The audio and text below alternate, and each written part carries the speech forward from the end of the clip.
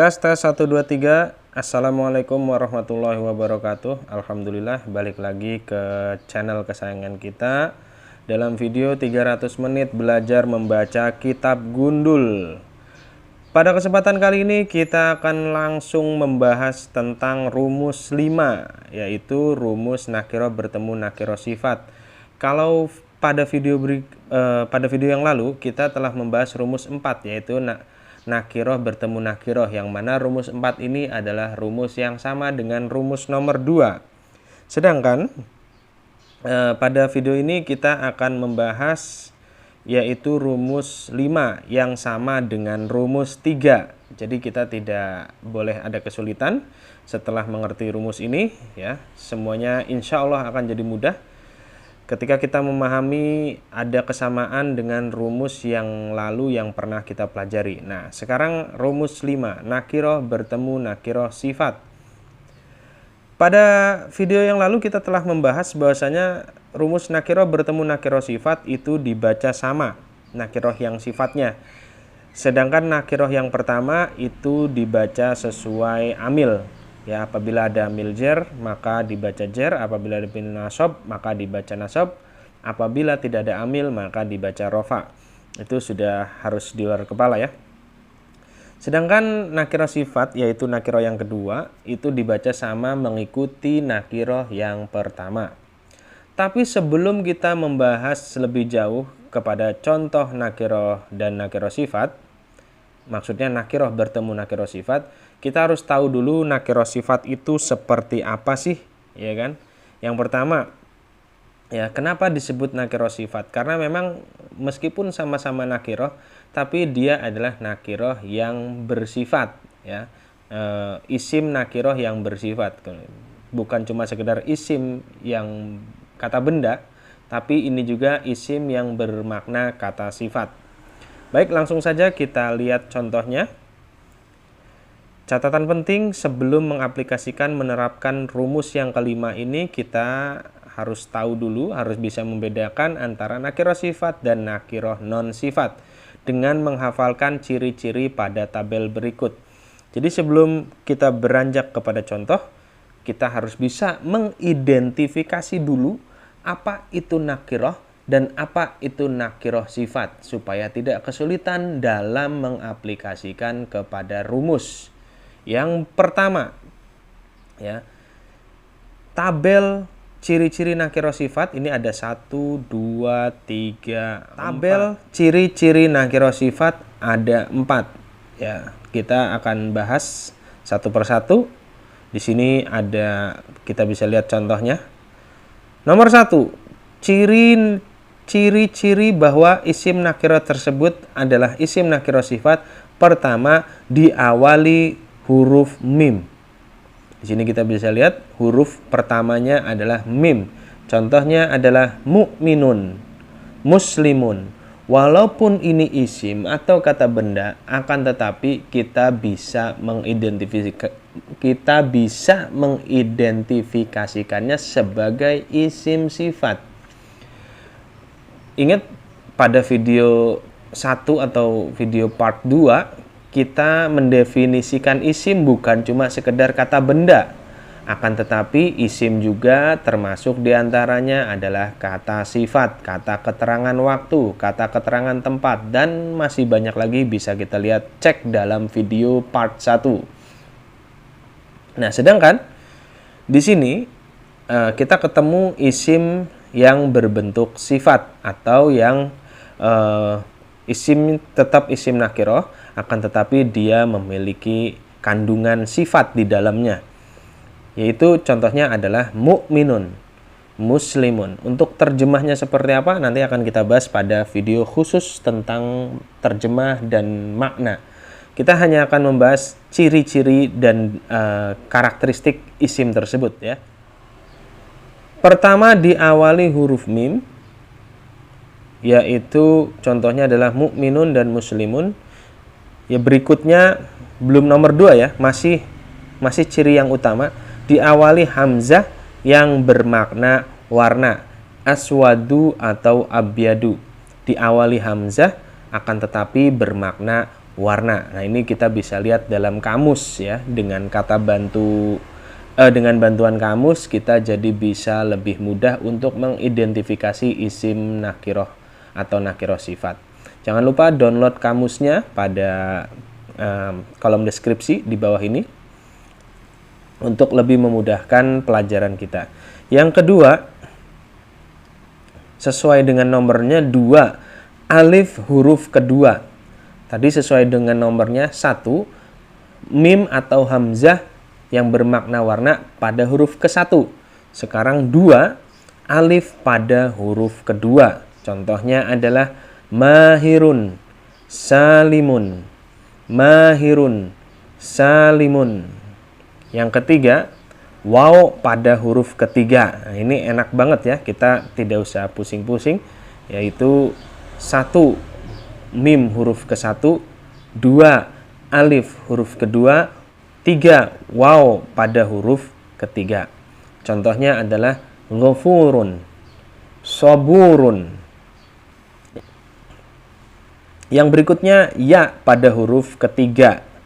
Contohnya adalah tawilun, qasirun. Yang keempat, diakhiri huruf ya atau ya ta. Contohnya adalah islami, islamiyah. Islami, islamiyah.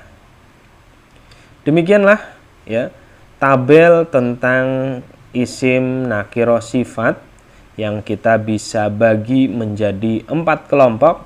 Yang pertama, apabila dia ada di depan diawali huruf mim atau hamzah, maka sudah bisa diidentifikasikan bahwa isim tersebut adalah nakiroh sifat. Terus kemudian kedua, ada alif huruf kedua ya. Contohnya adalah tadi mahirun dan salimun. Yang ketiga adalah waw atau iya pada huruf ketiga. Kita bisa lihat di sini sama-sama dalam tabel, waw atau iya pada huruf ketiga, bahwa itu sudah kita bisa identifikasikan sebagai isim nakiroh sifat. Terus kemudian terakhir diakhiri huruf ya atau ya ta. Alhamdulillah mudah sekali. Setelah memahami tabel-tabel yang singkat ini, kita jadi bisa membedakan mana isim nakiroh, mana isim nakiroh sifat. Sehingga kita tidak salah menggunakan rumus. Kapan kita menggunakan rumus 4, yaitu nakiroh bertemu nakiroh yang dibaca jer. Kapan kita menggunakan rumus 5, yaitu nakiroh bertemu nakiroh sifat yang dibaca sama mengikuti nakiroh yang pertama. Jadi ya, dengan tabel yang singkat ini kita sudah bisa mengaplikasikan rumus-rumus yang tadi kita pelajari di depan ya. Terus kemudian kita langsung masuk kepada contoh saja. Nah, di hadapan kita kali ini ada contoh 1, yaitu isim nakiroh bertemu dengan isim nakiroh sifat. Yang pertama, ada kolom amil, tanpa amil, amil nasab, dan amil jar. Ini sudah lumrah ya, seperti rumus-rumus yang telah lalu kita mempelajarinya, yaitu apabila tanpa amil maka dibaca rofa tanwin. Berbeda dengan rumus nomor 2 dan nomor berapa tadi? 4 yang tidak boleh tanwin nakiroh pertamanya. Kalau di rumus nomor 5 ini, yaitu rumus nakiroh bertemu nakiroh sifat, harus tanwin. Harus tanwin. Jadi tidak boleh tanwin itu hanya ada di rumus nomor 2 dan rumus nomor 4. Akan tetapi di rumus nomor 5 harus tanwin. Contohnya adalah ustadzun karimun. Ustadzun karimun.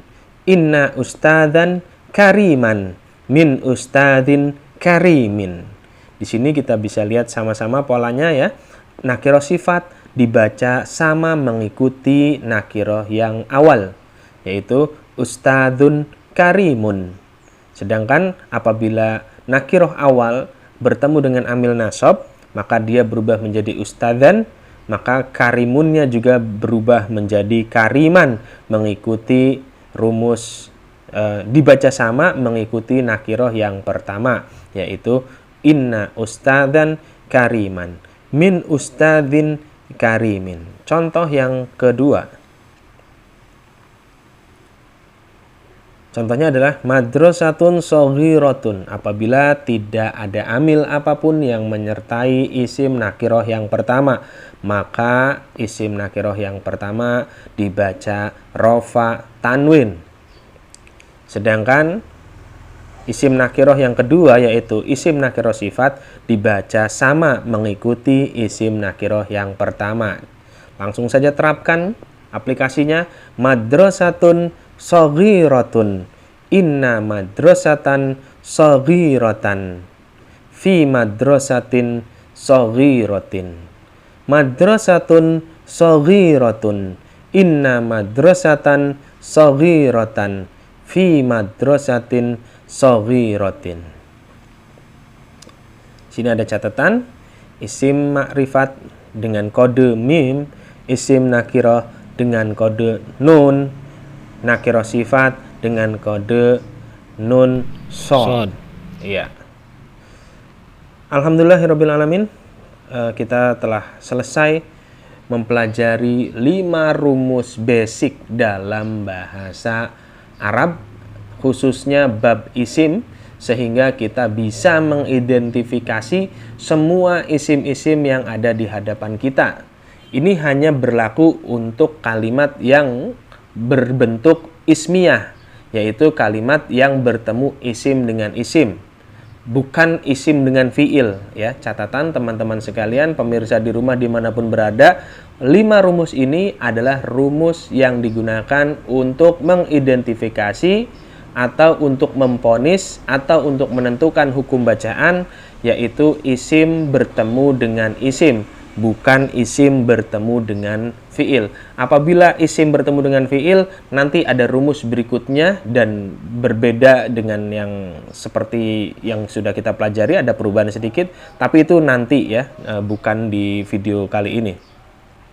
Pada video kali ini kita cukupkan di 5 rumus ya. Konsentrasi semuanya teman-teman, pemirsa di rumah dimanapun berada, fokus kepada materi-materi yang sudah kita pelajari dan diulang, terus kemudian jangan ragu untuk mengaplikasikan kepada buku-buku ya yang sudah dimiliki ya. Bagi yang belum memiliki buku, silahkan pesan, ada di kolom deskripsi link pembeliannya. Di situ bisa, sehingga kita bisa menggunakan buku, bisa dicoret-coret dengan pensil tentunya, dan ya, supaya untuk lebih detail dalam belajar tanpa mengurangi kekurangan dan kelebihan, kita harus belajar menggunakan alat apapun yang kita punya. Kalau adanya video, kalau adanya buku.